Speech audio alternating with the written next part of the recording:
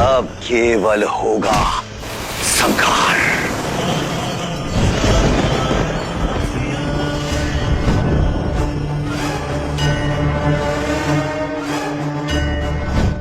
अब आकाश से महाप्रलय का ज्वार उठेगा।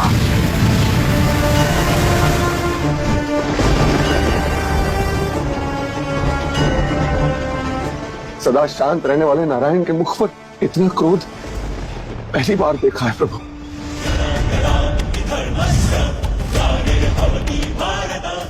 जब जब संसार में धर्म की हानि होगी, अधर्म का उदय होगा, तब तब दुष्टों के विनाश के लिए, सज्जनों के त्राण के लिए अवतार लेगा नारायण।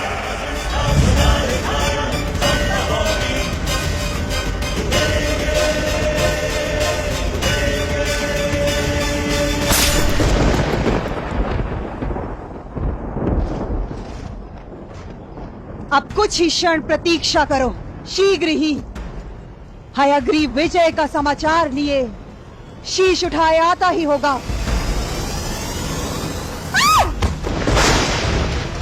हयग्रीव, नारायण!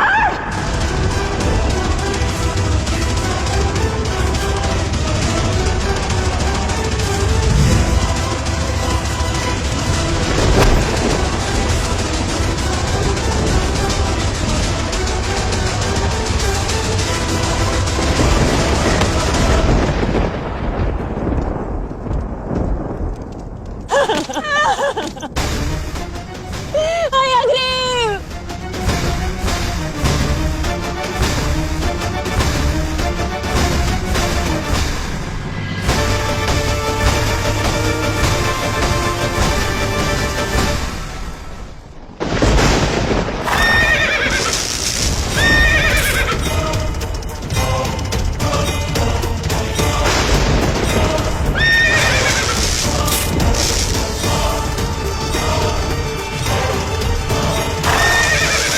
इतना क्रोधित मैंने प्रभु को पहले कभी नहीं देखा।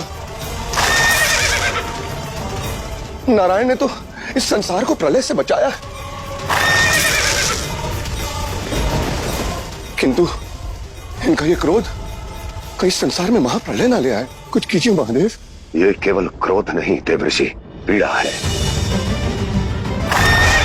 नारायण अपनी पत्नी के अपमान से, स्वयं की बसाई सृष्टि के विनाश से पीड़ित हैं। ये क्रोध, ये पीड़ा इतनी सरलता से शांत नहीं होगी।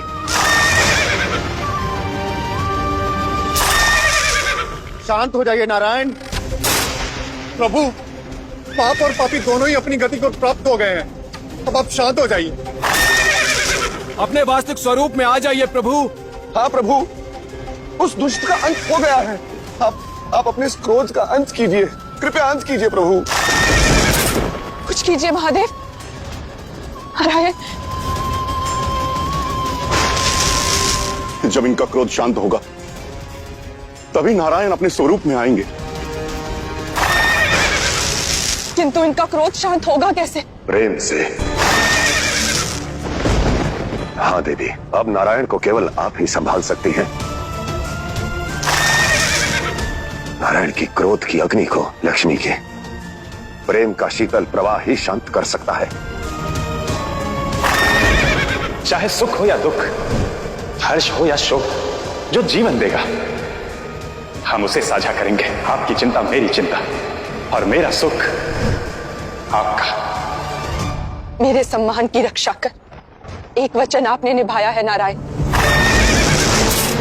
अब आपके क्रोध और पीड़ा को बांटकर एक वचन मैं निभाऊंगी।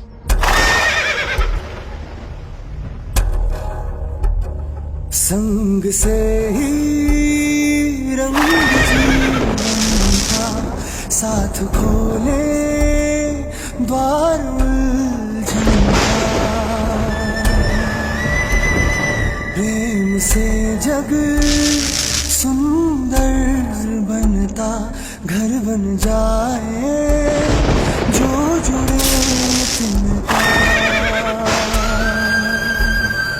बंजर भूख मधुबन कर दे पत्थर में भी जीवन भर दे। शांत हो जाइए नारायण।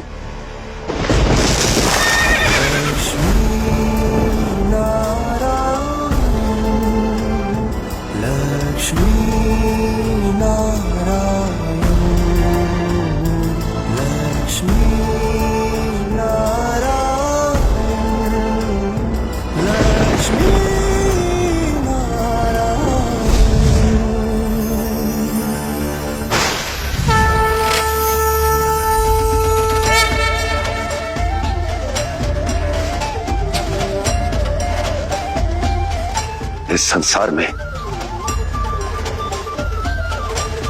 प्रेम का प्रतीक लक्ष्मी नारायण का ये अलौकिक आलिंगन साक्षी है कि पति और पत्नी के लिए एक दूसरे का हृदय ही शांति धाम है।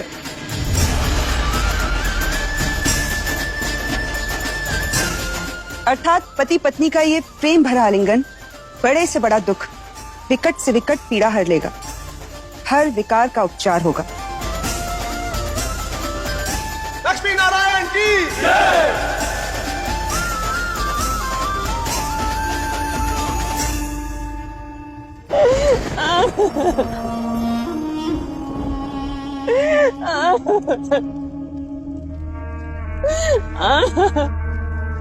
मौन।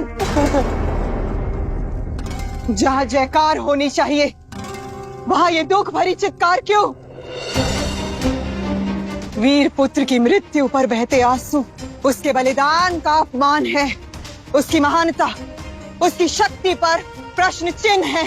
इसलिए शोक नहीं, तैयारी करो मेरे पुत्र की अंतिम यात्रा की भव्य तैयारी करो। नारायण ने हयग्रीव का अवतार लेकर उस दुष्ट का संहार किया और देवी लक्ष्मी ने श्री स्वरूप में भवसागर से नौका पार करवाई और नारायण का क्रोध शांत किया। लक्ष्मी नारायण ने आज फिर से सृष्टि में सुख, सामर्थ्य और संतुलन की स्थापना की। बीता हुआ कल तो आपने संभाल लिया है, अब आने वाले कल की सुध लीजिए, सृष्टि का नव निर्माण कीजिए।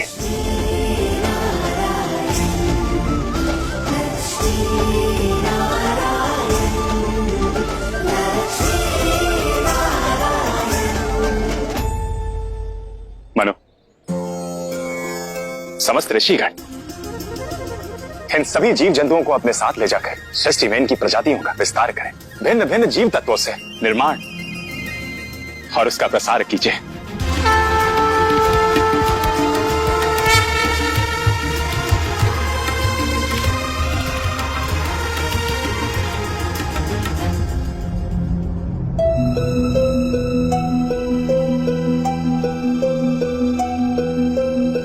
प्रभु, इस नवनिर्माण में आपके सहयोग का अमृत पाकर हम धन्य हुए।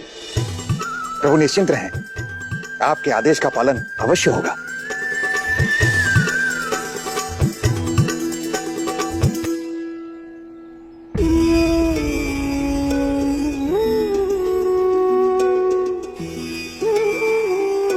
ऋषि कश्यप, मुझे आभास है कि पुत्र की मृत्यु से आपका हृदय विचलित है, परंतु शांत कीजिए स्वयं को, क्योंकि सृष्टि के नव निर्माण के लिए आपकी भूमिका अति महत्वपूर्ण है। नहीं नारायण, मैं विचलित नहीं हूं और ना ही व्यथित हूं। वो जो मरा मेरा पुत्र नहीं था, वो दोषी था सृष्टि का, और उसकी मृत्यु पर शोक मनाना ऐसे होगा जैसे पाप के साथ श्रद्धा रखना। मैं धर्म के साथ हूं, मैं आपके साथ हूं। आपके हर आदेश की पालना करना मेरा परम कर्तव्य है, परम धर्म है। वो पुत्र जिसने सृष्टि का नाश किया, अब उसके पिता को सृष्टि के नवनिर्माण के लिए प्रयास तो करने ही होंगे। तभी मैं अपनी संतान के पापों का प्रायश्चित कर पाऊंगा प्रभु। तो फिर जाइए ऋषि कश्यप और समस्त संसार को वेदों के माध्यम से धर्म, भक्ति और सत्य का मार्ग दिखाइए। जैसी आपकी आज्ञा प्रभु। प्रणाम माते।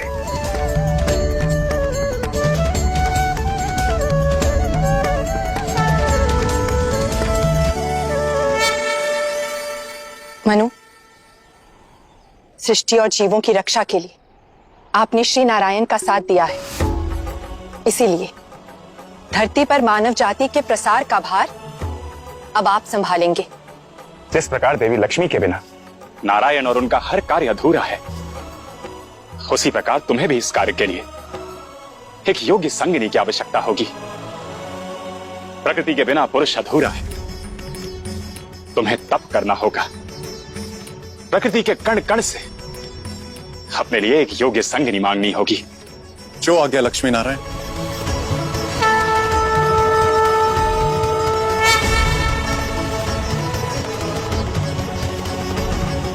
नारायण, अब शीघ्र ही सृष्टि पहले जैसी हो जाएगी।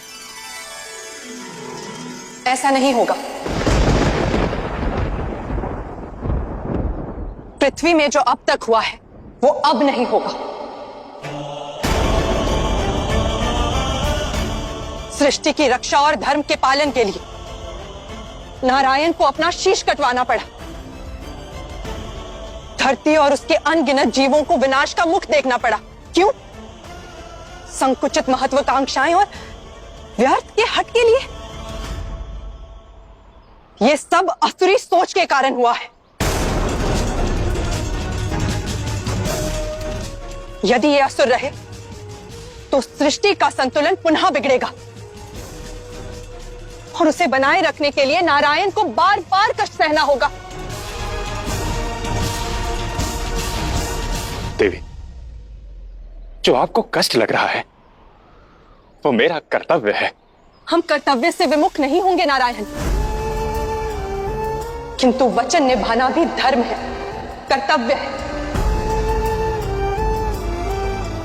विवाह के समय दिया गया छठा वचन स्मरण कीजिए नारायण। यदि आप मेरे सम्मान की रक्षा करेंगे तो मैं आपके अपमान का प्रतिकार लूंगी।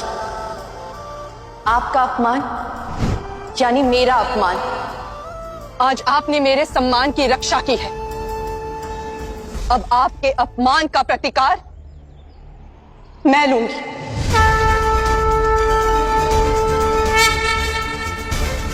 विवाह का छठा वचन और लक्ष्मी होने का कर्तव्य निभाऊंगी। आज के बाद कोई भी असुर शक्ति आपके विरुद्ध सर न उठा पाए।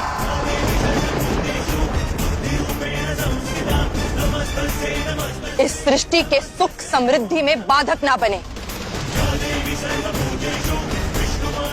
ये सुनिश्चित करूंगी मैं।